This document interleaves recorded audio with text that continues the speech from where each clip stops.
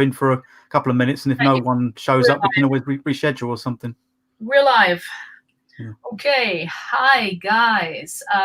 So sorry, we're brand new to Facebook Live, so it was quite the experience. Thank you to Christy for showing us there was another tool that we could use. So I'm using StreamYard right now, so I'm brand new. We're going to discover how it works. If you see this, guys, could you leave us a comment so that we know we are live and that we did something right? Because I'm not sure right now. So yeah, if you see this, please leave us a comment underneath, so we know we're okay, we did something right. So I'm gonna go on our Facebook page and see if we are live right now, because that would be a good way for us to know. I see a live sign next to videos, so we should be good. Let's see. Let's see. Yes, I see the two of us. Aha! I see the two of us, and it says test, which is what I had. Let me turn it on to see. So I'm gonna go on our Facebook page and yep, we're good. Okay, we're good. Can you hear an echo, or is there an echo on your end? There was, but I'm just muting my microphone, so we can mute our microphones when we're not speaking. How do you mute your microphone? Oh, here. Okay, good. So do you want to start, David, or do you want me to go ahead? I can start. I mean, ultimately, the reason that we've decided to do this show, so we've got a poetry show that we've just started called Poetry Really Matters. And we decided to come up with this concept because we wanted to have a monthly themed show where we could discuss how people could submit better to us at the journal, along with sharing some great examples of successful people that have already submitted to us. We were going to use our first issue as the examples from the first issue to give people an idea of the kind of stuff that we're looking for the journal. And we also wanted to share some inspirational poetry that we have enjoyed, so that inspires us to write our own inspirational poetry, and really kind of take questions from people if they have out there that have any kind of questions about submitting to journals, and if they have any questions specifically for us. And we wanted to kind of focus on, or at least kind of go into more depth as to our own rules and regulations when it comes to submitting. We try to be friendly and open and available as possible, but we do have our criteria that we need people to follow if they want to be successful when they submit their poetry to us.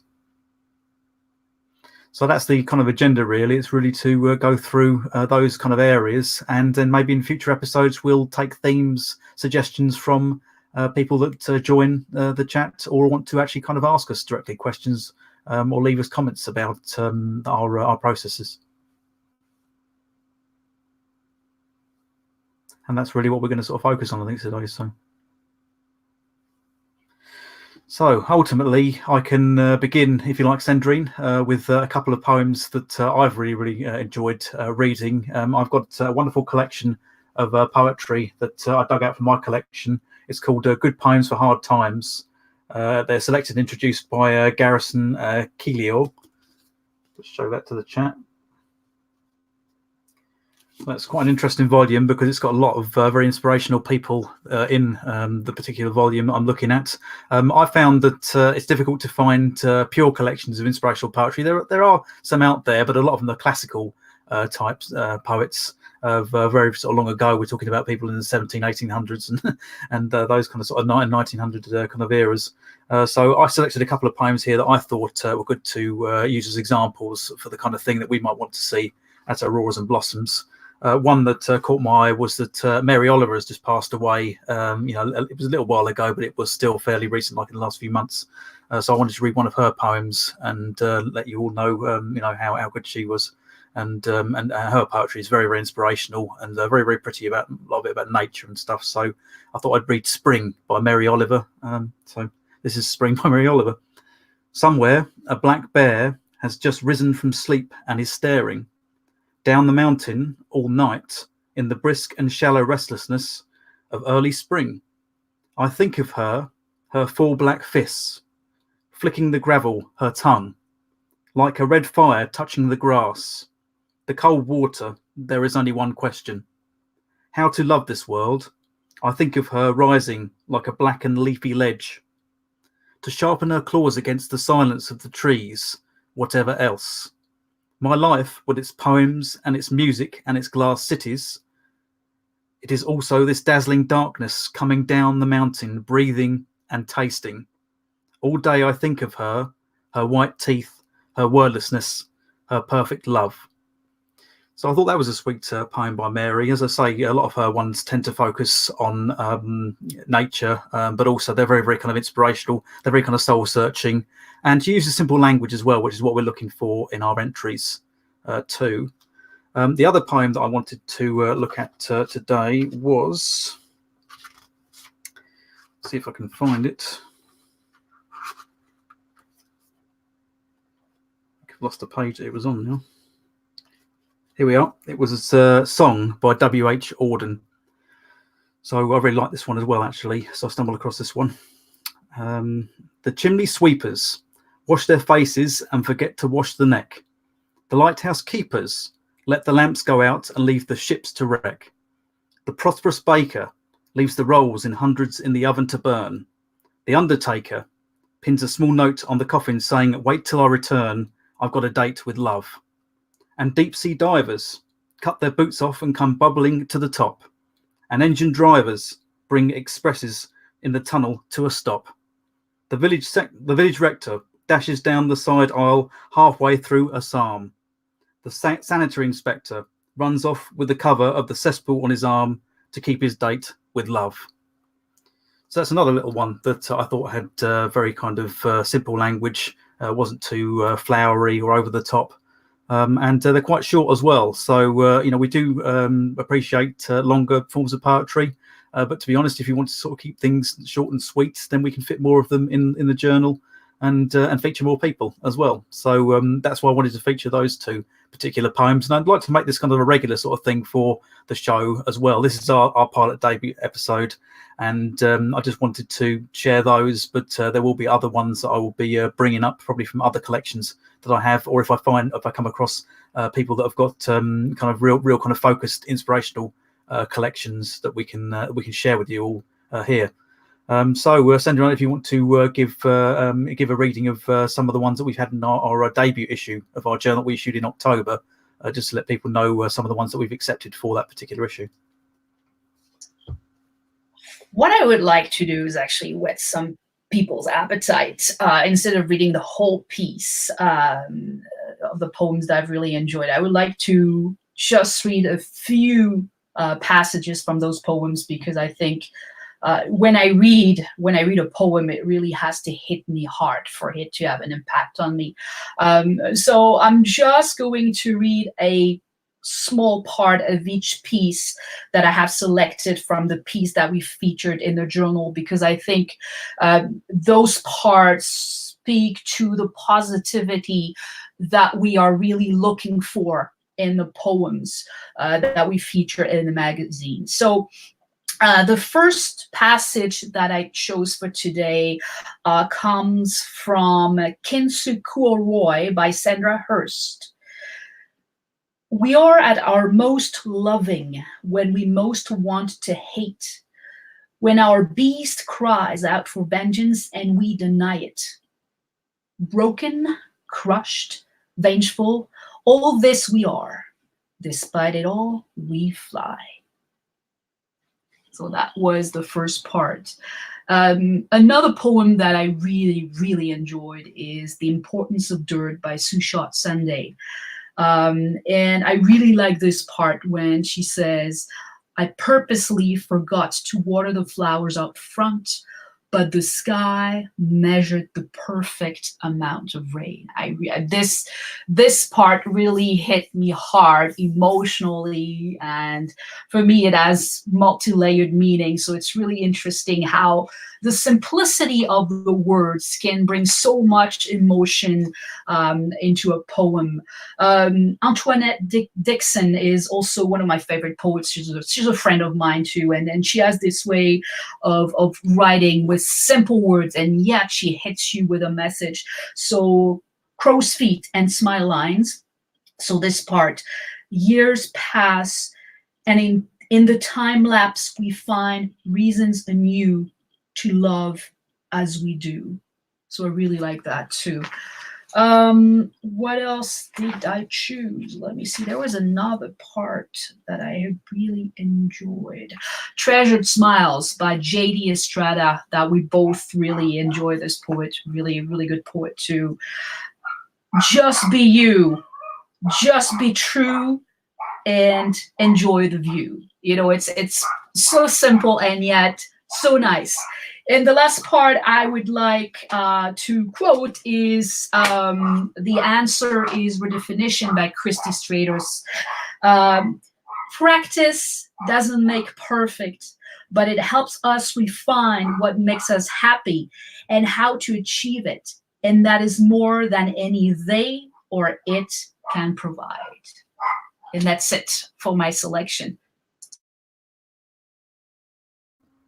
Well, they're all really wonderful, those ones there. And also, we find that when we're using the tasters that we've given you there, it's an incentive to actually purchase the issue itself. So you get to experience the full poem, and you can enjoy the poem even more than the little tasters that we've kind of dished out to you today. So there is a copy that Cendrine's holding up now of our debut issue. We are actually working on issue 2 at the moment, and submissions for that will expire on the 15th, I believe, of December this year. And we're getting a lot of submissions in, so we think we're going to be having quite a few regular issues coming up for 2020. So if you don't make it into the submission pile for December for issue 2, then you're guaranteed to have a chance to get into another issue soon next year. Because, as I say, we've had such an overwhelming response that we anticipate having at least 4 issues next year, and we might even have to increase the frequency of those issues depending on the number of submissions that we get. So I would encourage you to keep submitting and try to follow our rules that we put down as well, because we don't like to be too stiffy when it comes to or difficult when it comes to rules. But we have had to put some criteria in there. A lot of people that have been submitting to us are failing to grasp the concept of the inspirational nature of our magazine. We really want to look for pieces that give us something that's positive or uplifting. If the poem is a rant or is just very negative and doesn't resolve in a kind of positive or uplifting way, or gives people a message, a clear message of kind of uplifting nature at the end of it, then unfortunately it could be a situation where we might have to ask you to either submit again. But to be frank, if you're submitting one poem to us, we allow 1 free poem per period. And if it isn't of an inspirational nature and doesn't, we're also steering away from erotica and politics. So we've had a couple of submissions that do kind of fall into that criteria. And we're a family-friendly magazine, so we don't want that kind of sort of stuff. It's very, very difficult, very easy to take sides when it comes to politics and to bring a negative attitude towards things. So that's why we're having to make it a kind of ban on the type of submissions that we get, if it directly involves those kind of things. So no erotica, no dirty words or swearing. We just want real kind of genuine, positive, uplifting experiences that we can share. I think you have to look, if you're going to use something that's based on your own experiences or your own life experience, that there's got to be some kind of positive thing there. It could have been something that was generated from a negative experience. You could have had some upset or grief in your life, but if it's taught you a lesson that's then allowed you to look at life in a different way, in a more positive aspect, then that is something that I believe you should put into a poem and share with us. Because we've had a lot of well-written entries when it comes to poetry. Some really good entries, but we can't accept them because they're just too negative, or they're too they're sort of like motivational poems where it might be someone raging against the system or the machine, or even men or women or other kind of sort of situations if it's a feminist type poem. And those can be very, very passionate, well-written poems, but if they don't have a clear inspirational message, and just full of negativity, then they're not going to make it into the magazine. So that's really what we're trying to drive at when we say that's what we're looking for our submission criteria. And I still don't think we've had anybody drop into the chat at the moment, but this will obviously change for the next episode.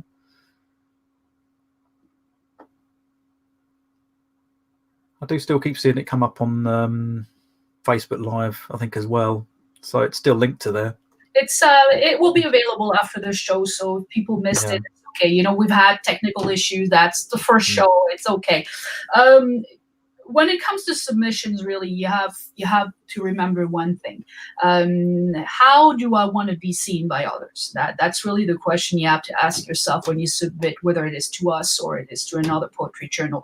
It's very important when you submit your poetry journal to do your work, to do your due diligence.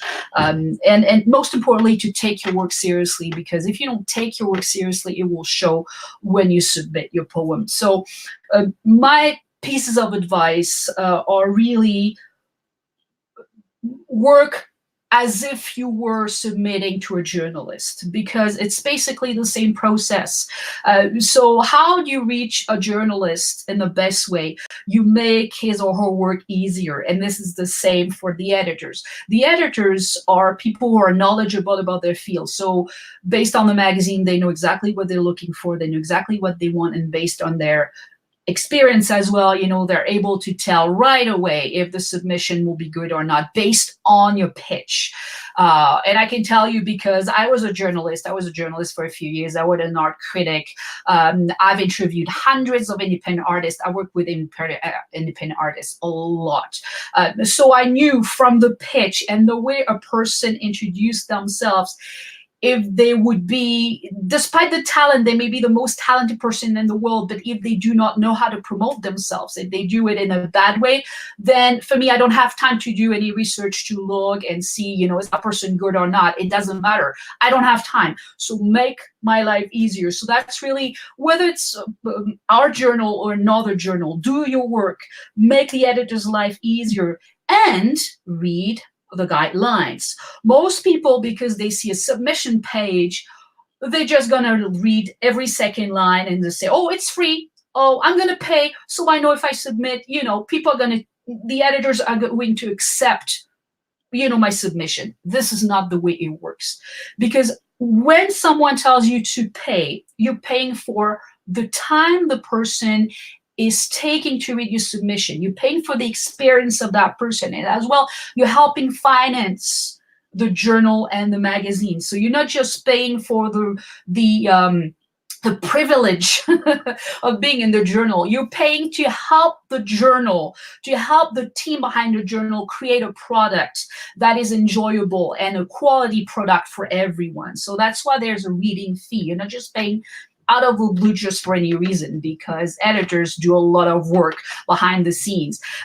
So that's why there's a paying fee, or whether it's paying or it's free, it doesn't matter. You just have to remember that there are people working in the background, spending a lot of time reading your submission. So you're not guaranteed, because you're going to pay or submit in general, you're not guaranteed to be accepted. So that one thing. So read the guidelines very carefully, sometimes twice, 3 times, 4 times if need be. And most importantly, build a relationship, which means if you're not too sure about the guidelines, go to the Facebook page of the journal, go to the Twitter page, ask questions, participate in the comment section. Do not feel uncomfortable asking questions. Show that you want to participate. A lot of artists take a lot and they do not give in return. So build a relationship, be personable. You do not have to become a friend with the editors. It's not the way it is, but be personable. So one thing that I've noticed that I really enjoy personally when I receive a message is when the poet who submits, and I don't know it, David may say otherwise, but I'm sure he will agree with me. Personalize your pitch, for example. When you submit to us to another journal, take the time to find the name of the editor or the names of the editors and use it. And I've noticed that a lot of the submissions we've received come with our names attached to them. So dear Cendrine, dear David, here is my submission, which is really, really nice, instead of dear editors, because we're human beings, so we like to be treated as such. And for me, I have a name that you might not have seen before, because I'm originally from France. So I know when someone has done their homework, because they've spelled my name properly, and I know they've taken the time to look for the information on the website. So present yourself professionally, use our name, and show that you know the magazine. So for example, at the end of our submission form, there is anything else we should know. So usually the poets who are selected, it doesn't really factor into it, but it adds to the way you present yourself. So in that part, the winning poets usually have added something. I saw you in an interview, and I agree with you on the fact that positivity is very important. That's why I submitted to you, because I agree with that. So add something to show that you know the magazine. You don't have to spend 3 hours on the magazine and looking at the website, but just spend the time to look around the website. And basically every little thing that you add to your submission will make a difference. The way you present your submission, use our names, personalize the pitch, and most importantly, be confident in yourself. Remember, whether you are selected or rejected doesn't matter, because when an editor, whether it is us or another editor from another journal, we're not judging your talent, we're judging how the submission, the poem you send us, fits into the criteria of the journal. So if you're rejected, do not take it personally, because, for example, we will take the time to explain to you why the poem doesn't fit. And if you have introduced yourself in a good way, and if you've done the work, we are very fair. If we feel that there's good potential, there is a likelihood that we will ask you to resubmit something. But that's because we feel that you have respected us, you've respected our time, and you've taken the time to present yourself in a way that tells us, yes, there is potential here. It didn't work for this piece, but we know there's something out there that we want to see. So we see it. And honestly, David and I have submitted to tons of poetry journals, and I see the pattern here. If you treat an editor right, with respect, you respect their time, there's a high likelihood that this person will respect you in return. And I've found some editors that asked me to resubmit a poem because they thought, yeah, the poem is okay, but maybe you would like to submit something else. And that's a chance you have to take. And that's our way to show how grateful we are for how much you respect our time. That's basically what it is. And I'm done. Yeah, I just wanted to bring up a couple of other sort of issues that we've had. We have a submission form that we allow also for children as well, but they have to submit via their parents and guardians. But what we're finding with the submission form is that some people aren't attaching their poetry. They aren't sending their poetry separately. We don't allow the submission of the poetry submission through the submission form, because you might have formatted it in a certain way that won't allow the web browser to accept your formatting choices.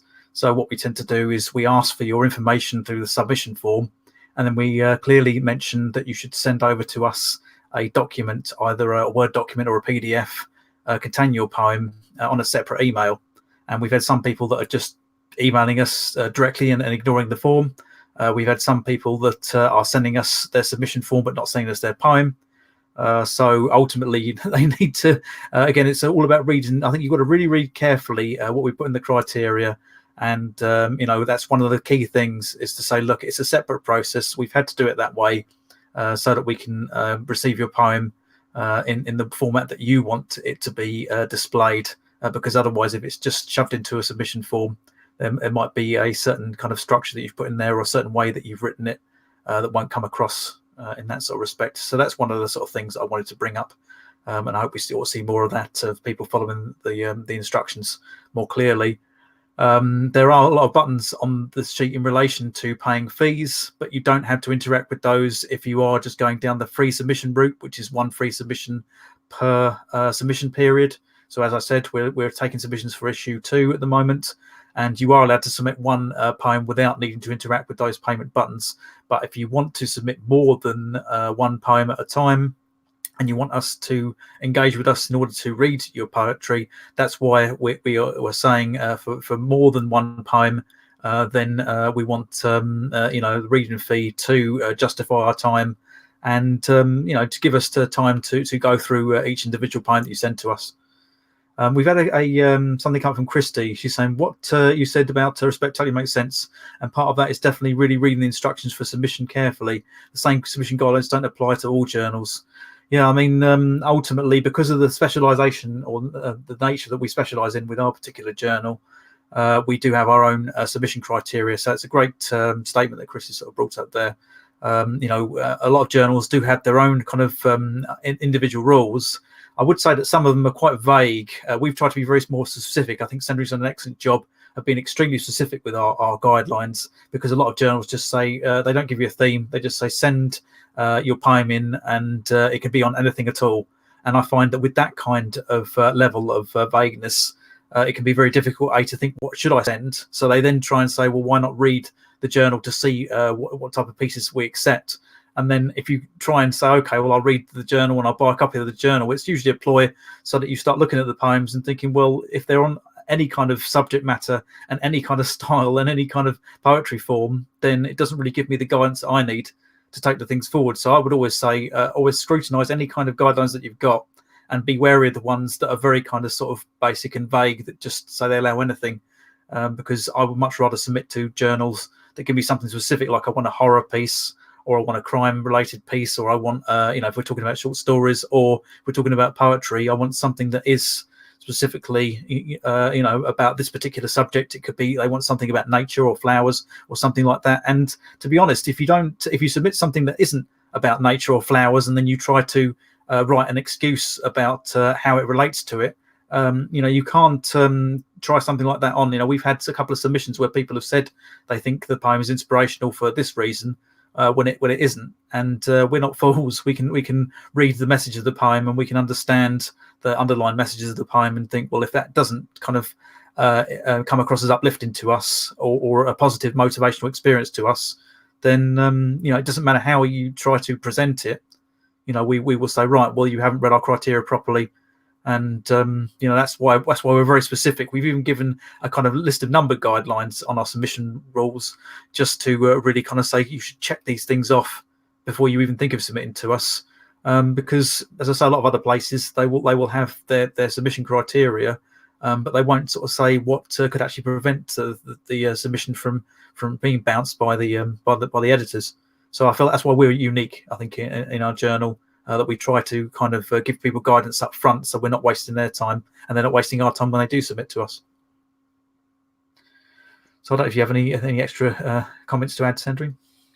Well, I think the main issue we've had is that many people do not understand the meaning of the word positive, and I think, to me, speaks to how negative this society has become. So negative that many people do not understand what they're told. There's actually positivity in this world, and you can actually show it through poetry. This is really, really interesting. So one other thing I would say, whether we chose not to have a specific theme for now, because we want to open the door and to give as many people as possible a way to express themselves and to be featured in the magazine. But we might have themes in the future, because when we allow teenagers to submit poetry, if you're between the ages of 13 and 16 years old, we have another submission page that you can use to submit poetry. Because we want this magazine to be family friendly, we want everyone to be able to read the poetry and say, well, of course, they don't have to like everything. That's the way it is, to each their own. But what is really important to remember is, when you submit to a magazine, also look at the age groups they are targeting. This is very important. For example, for us, we tell you it's a family-friendly magazine, which means that we want you to be extremely careful about the message you want to share with the world in our magazine. So things like talking about ecstasy, taking drugs, and stuff like that, we're going to say no. Do not complain if we say no. We want this to be a family-friendly magazine. So we are aware we don't live in a bubble, that kids are exposed to so many negative things via the TV or the movies and so on and so forth, even music. But it doesn't mean we want to participate in this status quo. So be really careful about that. Ask yourself the question, what kind of message do I want to share with the world through the magazine? That's very important. So not only do we look at the message, but we also look at the words that are used in the poems. So your poem may be fantastic, maybe awesome, but if there is a word that we consider as, you know, like they're kids and kids are going to read this, we're not going to accept the poem. That, let's be clear about this. And I mean, you can talk about any topic you want. And, you know, for example, if you want to talk about suicide or cancer, you can, because this is something that is part of our world. It exists. So we cannot, you know, be shy about it. We have to talk about it. But if you want to broach a topic like this, make sure that there is a lesson to learn for the readers, so that even if it's teenagers, because between the age of 13 and 16, they're old enough to start talking about those topics, because it may happen in some families.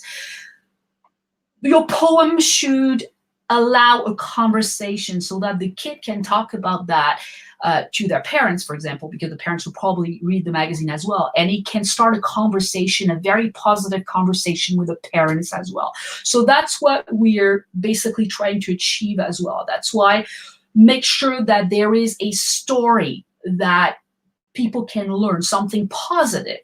Because despite the sadness of a suicide, for example, what did you learn from that experience? That's mostly what we want you to focus on as well. Yeah, that's totally the case, because I think it's the perspective you have to take in relation to the subject matter. You know, you could have someone that's, say, a cancer survivor, and it might be that because they've survived cancer, that's taught them to put their life into a new kind of sort of level of perspective when it comes to perhaps their creativity or how they view life going forward. They're grateful to still be on the planet. Another thing is that someone could have lost someone to someone, and they might have gone through, so they might have lost someone to a disease or illness, and then they've gone through a horrible kind of pain and suffering time. But then they say that if they come out of it, then maybe they're having a positive discussion. Maybe they're communicating with their deceased loved one in a positive kind of sort of way, saying that they're looking over them. You know, there's different kind of ways to look at situations and say, yes, you know, these are negative things that we're going to experience in our lives. But beautiful poetry can be written about those negative experiences, but if there isn't a way to channel that and turn that into a positive experience, then that's a difficulty we sort of all face, I think, and that's what we're looking for with our journal. We want to be able to say these things are out there in the world, but if you approach these things with a kind of positive outlook, that these things are going to happen to you, but you can find a way to move on and to learn a lesson in your life that might actually encourage you to be more sort of motivated or focused on your life. Perhaps you were drifting until something happened to a loved one, and then that caused you to be more focused and think, okay, I'm going to do something with my life now. And that's a very good example of how a story can develop from that experience and then be put into a poem itself and become inspiration for a poem and become an inspirational poem. We've got another comment from Christy that I wanted to just bring up. It says, there can be definitely be negative experiences that change your life for the positive in the end. And a lot of times you want to get that message out there for other people to learn too. So yes, you do. You know, we want people to empathise with other people's plights, that we're all in this together. You know, you don't have to feel like it's an isolated incident to yourself, or that you feel lonely because you're looking for other people to relate to. There are a lot of other people that are going through similar situations. And that doesn't kind of diminish your own situation. It just means that you're not alone in your suffering, and by sharing the situations, or at least by finding positivity in the situations, it can be cathartic and help you get over a particular situation that you might have, a particular sad situation that you might have encountered. Oh, we got another guest in the chat as well. I notice we've got Amber here as well. So hi, Amber. Hello, Amber. Hello, Christy. Thank you for your lovely comments. I'm just going to say, Amber, if you've got any questions for us in relation to the journal, I don't know whether you are interested in submitting any poetry to us, or if you just want to generally ask us a question about our journal as a person that might be a reader of poetry rather than a writer of poetry, then by all means, either give us put something in the comments, and we'll try to answer it for you. This is a pilot show that we're doing. We had technical issues earlier on. We tried broadcasting directly to Facebook, so we're on StreamYard now, thanks to Christy's help. But yeah, so it's a bit rough around the edges for this first episode, but I believe we've got a lot of information out there about what we're looking for in our journal, what the journal is all about, the kind of inspirational poems that me and Cendrine like and would like to see for the journal, and also just try and share some of our own inspirations ourselves that we believe in, because me and Cendrine have both written many books each between us of inspirational poetry. And we feel like we're kind of like pioneers in our field, because, as I mentioned earlier on in the stream, that I don't feel like there's a huge amount of inspirational poetry books that purely focus on inspirational poetry. Now, there are a lot of poets that have kind of individual poems that they've written that are inspirational, but I don't think there are some people that dedicate their life to inspirational poetry. But you look through the bestseller categories on Amazon, for example, and a lot of people are it's all classical poetry rather than more contemporary poetry, because I think people like to go down the misery route, and misery sort of sells. We can all relate to that. We all have sad experiences in our lives, but we want to try and put positive spin on everything that we do, really. So just seeing if there's any other sort of comments or any other people in the chat at the moment. I think it's just Amber and Christy. Oh no, we've got LA Filament as well. Hello. I see some poets that we featured, and one poet that might be in the next issue. We won't say who it is. We won't say. We'll just say it's under consideration at the moment. No, but we're very technical issues happen. That's the way it is, and now, thanks to Christy, we know a good tool now that we can use to do the streaming. So yeah, if you have any questions, any comments, feel free to leave them in the comment section. The video will be available for you to watch later when we're done today, so you can leave your comments and your questions, and we will actually use questions and comments for ideas for the next shows. So feel free to send us anything, and we'll use that spotter for the next shows. That'd be a good idea. So if you have any specific questions, it's not just about the magazine in general, but about poetry, anything about poetry, feel free to ask. We'll be more than happy to answer in the next show. So I think we're done for now, despite the technical difficulties. But you see, we've been almost 40 minutes, so time flies. So we want to thank you very much for bearing with us despite the technical difficulties. It was a great show. I was really happy to be here with David, as always, my partner in crime. And the shows will continue every second or third Saturday of the month. So we have another show planned for next month. Send us your questions, your comments, and we'll use that for ideas for the next shows. And that's about it. Thank you very much for attending. We'll do better next time. And David, it's up to you if you have something else to say.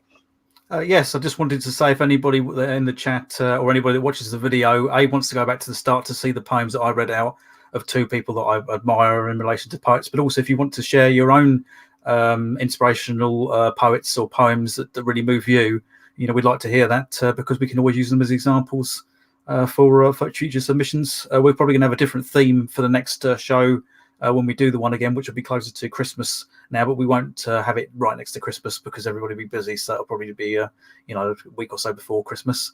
But yeah, so if you want to share with us your inspirational kind of sort of pieces in terms of which poets or which poems inspire you on a daily basis, then by all means let us know, or even think about submitting some poetry to us at our journal as well. So we'd love to hear from you. So you have a great night, have a fantastic weekend, and we'll see you soon. Bye-bye. Bye-bye. Thank you very much for your time.